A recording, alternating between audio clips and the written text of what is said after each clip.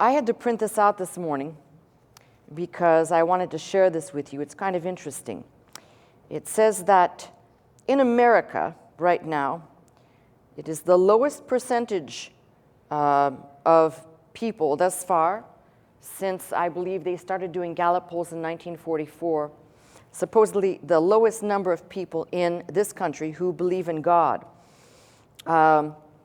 The latest poll shows the number of American adults who believe in God is down 6% from the 2017 survey, and it goes on to talk about how between the years of 1953 and 67, 98% of adults in the U.S. believed in God. By 2011, 92% had religious faith, and it just keeps going down and down. And what they say in this article is that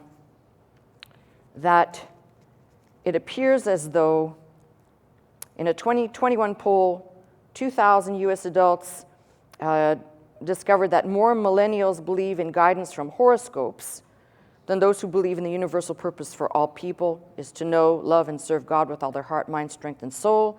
More millennials believe in astrology than the idea that the universe was designed and created and is sustained by God. That's 30%. And that God is all-knowing, all-powerful, just creator of the universe, 31%. Gen X and millennials have solidified dramatic changes in the nation's central beliefs and lifestyles. From a nationwide perspective, the Christian church has done shockingly little to push back, and so goes the article. Let me just tell you something. There's a lot of things here at work. The first one that's at work is what's happened from the pulpits. You cannot blame, see, this is the thing. You can't blame other people for what happens in this realm. It starts in the pulpit. And if pastors are not preaching the Word of God and prefer to be delivering messages that are loved and appreciated and the warm, fuzzy, feel-good by all, hence some of the largest churches across the United States which engage in such antics, you are going to have people who don't even know about God, even though they go to church every Sunday. That's number one. Number two, you've got the unfortunate falling apart of the family unit. And that, by the way, goes back to parents who are not taking the time, because it just seems like there's no time for too much, so especially no time for God. So you've got the fragmentation of the family unit. There's a whole list of things. But the first place that it starts is right here in the pulpit.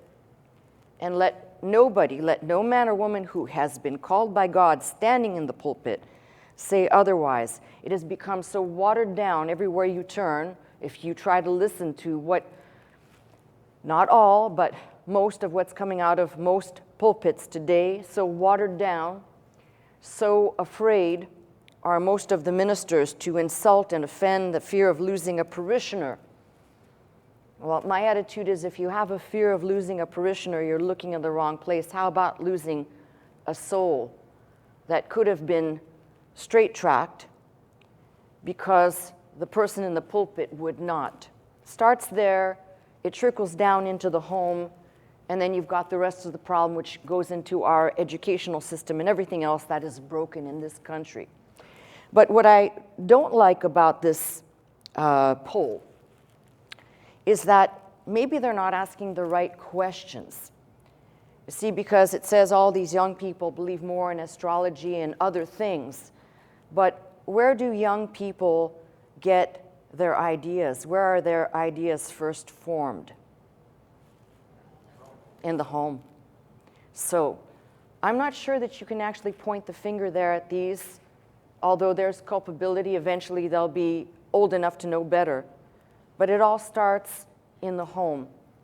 And all I have to say is it's very unfortunate when you read these things, but the thing that I do know is, unlike what this says, there is a hunger for God. We're seeing it in this ministry. We're seeing people each and every day call in, whether they're calling in, whether they're using social media to let me know. I was just in my office before I came out here reading a stack of messages, and there was at least 24 of those types of messages saying, so tired of people on TV under the guise of being a ministry, a pastor, a priest, a rabbi, whatever. Nothing is being put out there. There's no food for the soul. Thank you for doing this even if it appears unpopular. Guess what? That's what this is about. You don't get to pick and choose what you talk about. It comes from this book. It's God's will for us to know His will for us in our lives. And if we're not doing it here in the pulpit and parents not doing it in the home, it's not going to manifest by itself. So as unpopular as what I just said is unpopular, it starts here. I have not changed. I've been very committed to the Word of God, but I would like to say to a lot of our newer listeners, especially you who are raising children, take up the mantle in your own home and take responsibility for educating your children properly. Otherwise, somebody else will. Think about that. Come